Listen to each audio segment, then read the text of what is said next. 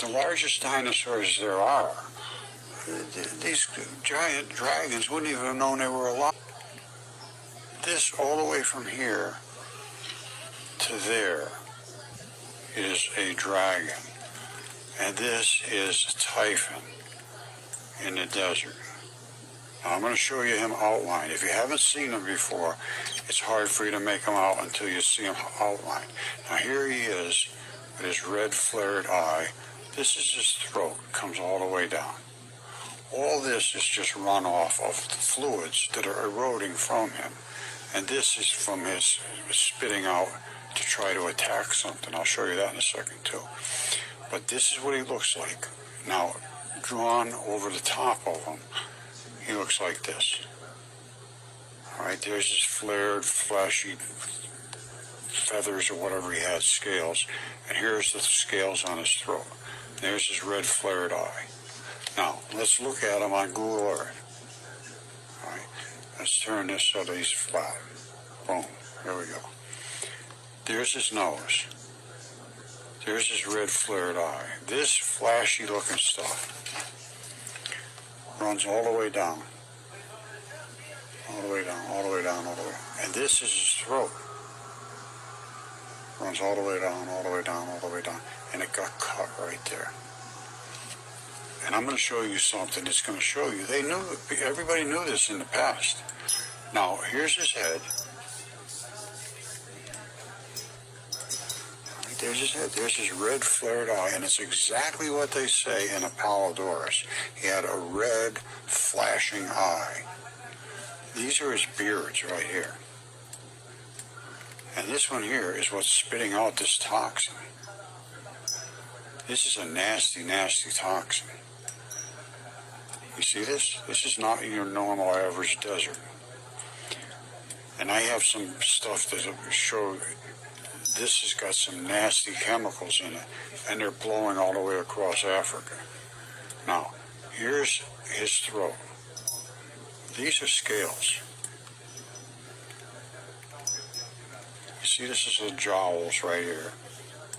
And then it snugs up to his throat, right here. You see a plate, plate, plate, plate, plate. They have little hinges in them so he can articulate his neck and do all the things he has to do. You know, dragons have to do that kind of stuff. Now, this is his actual throat. You see that? You're going to try to tell me that that's just just accidental runoff. No, it's not. All of this is from dragon architecture of the throat. It caved in, apparently. So let's start from the big beginning again. Now that you see what you have for the throat. This right here, that is all just bloody runoff. You see if we come in close to it? See, it's just like slurpy sort of stuff that runs off. And that's what happens when something dies.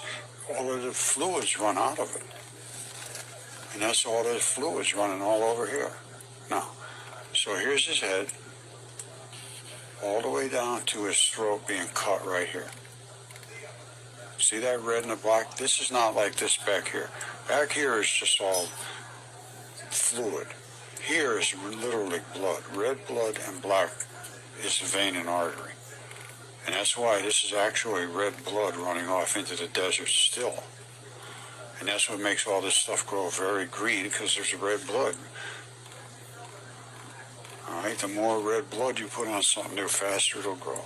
So now we know we have a dragon here that runs the entire top end of Africa, all the way from here, all the way across to here.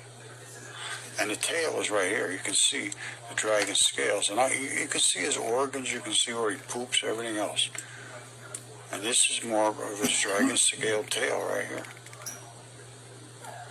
This is where it's like scoops down here. It's a lower, and the fluids have run down in here, and they're just running out of his tail. These are transition metals from blood.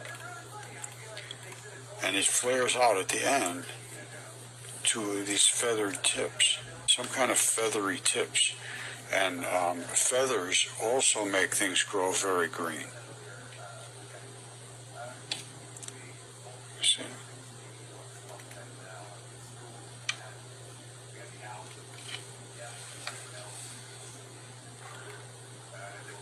So these are the feather tips at the end. Now, can I show you something recorded in history about this? Yes, I can. And here it is right here.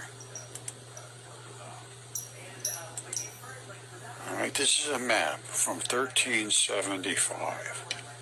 And I don't have access to any, I can't get you this. All right, somebody, I don't know, you remember how I got it. But this is the Red Sea. This is the Mediterranean. This is the Straits of Gibraltar. 186 meters. This is 182 meters. Look at the size of that thing. Statue of Liberty is only way down here.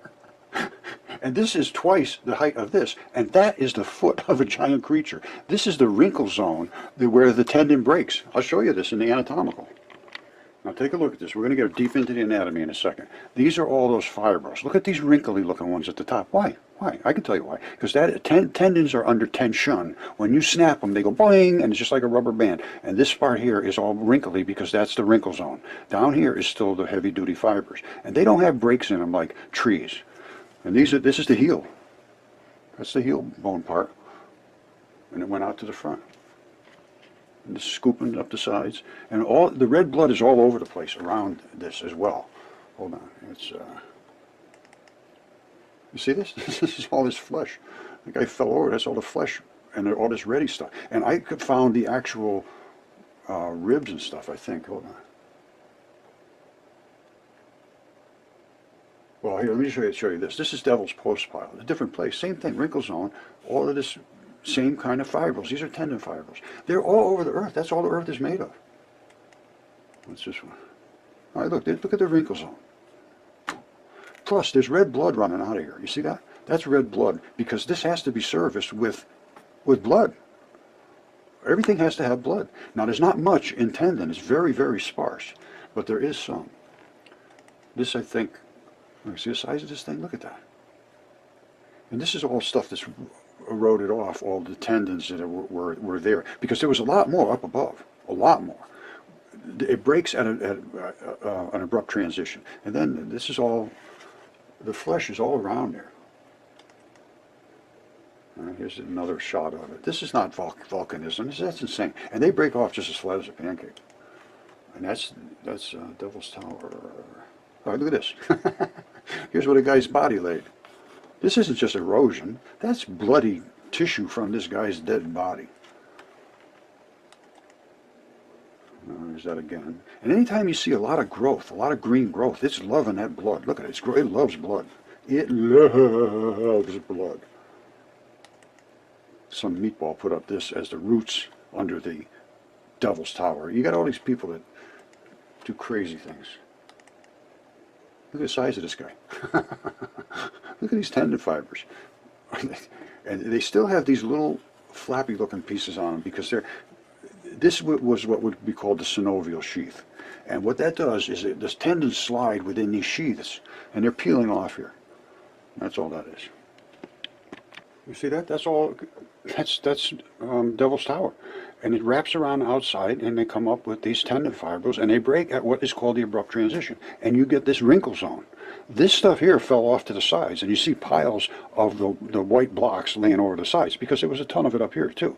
The rest fell off and turned into mud and plant life. This is a little gross, so if you don't like gross things, look away. Here it comes. This is a live, Achilles tendon. They break right about here. This is the ball that you see going around the outside of Devil's Tower.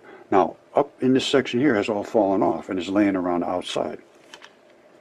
Now, this is an Achilles tendon. You know how I keep talking about the abrupt transition? That's it right there. That's where they break. You see that little wrinkle there? You see that? That's where a transition zone comes. And when you snap them, they snap there. And then you get a wrinkle zone right here. And this is the top of Devil's Tower. The bottom is the calcaneus, they call it. I think I showed you this before, but this is it. That's the wrinkle zone. That's the little bulge you see around Devil's Tower. And this was what it was like before it broke. And when they break, they're under tension. That's why you get that wrinkle zone. It's very, very obvious. Now, this guy was stunningly large. You see all these blocks around here? Those were where it went back up until it met the flesh. And the flesh is laying over here. You see it? And that's all that is the Achilles tendon. That's that, what they call a calcaneus or whatever it is. It's the ball, and then it comes up, and here's the abrupt transition where it's snapped. And they just right across like a flat as a pancake. Now you see this? This is the abrupt transition, and that's the wrinkle zone. And there's an area over there where there's blood. And if you looked at an anatomical drawing, you would see it's going to have an artery coming up. There's always an artery. There's another red blood spot here.